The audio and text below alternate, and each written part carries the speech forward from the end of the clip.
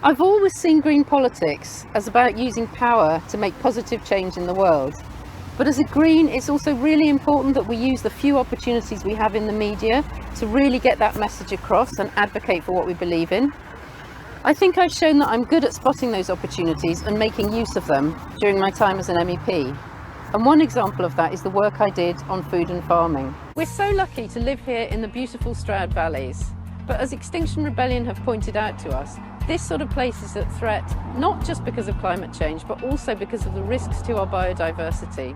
We can actually solve both those problems if we change the way we use our land and change the way we farm. I'd just like to ask Mrs. Scott Cato what empirical proof she has that the end of the transition period, when we will be leaving the European Union, hopefully on a Canada Plus style trade deal, will result in a cliff edge, when as far as I'm aware she does not have any degree in economics. Why you're so certain that the United Kingdom will suffer as a result of Thank you. Thank you. Madam, you have the floor. Obviously, you haven't been paying much attention to my CV because I was and I remain a professor of economics. I also have Famously, I'm a professor of economics, but I also think I'm able to explain clearly how we need to revolutionise our economy, whether that's about changing the banking system or making sure that our economy lives comfortably within planetary limits. And I'm proud to be able to stand up for green values, whether that means being arrested, opposing nuclear weapons, or defending the rights of Indigenous people.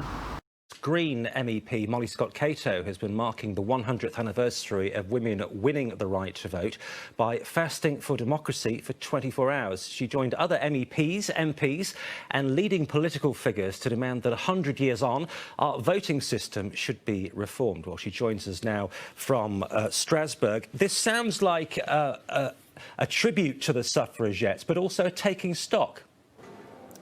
I think that's right. I mean, obviously it's a very special day for all women today, but I think particularly women in politics. And we wanted to make this symbolic gesture to remember the extraordinary sacrifices that those very brave women made 100 years ago. But we're also looking forward and saying what they were interested in really was fair votes and fair representation. And we think that now, in order to take that legacy forward, we need to make sure that we have a fair voting system and a proportional system so that the way we vote is really represented in the House of Commons.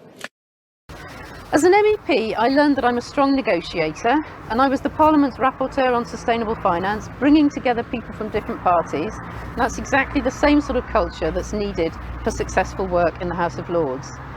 I've also built up a strong media network, and I'd like to be able to use that to support the party. So please vote for me to be the next Green peer. Thank you.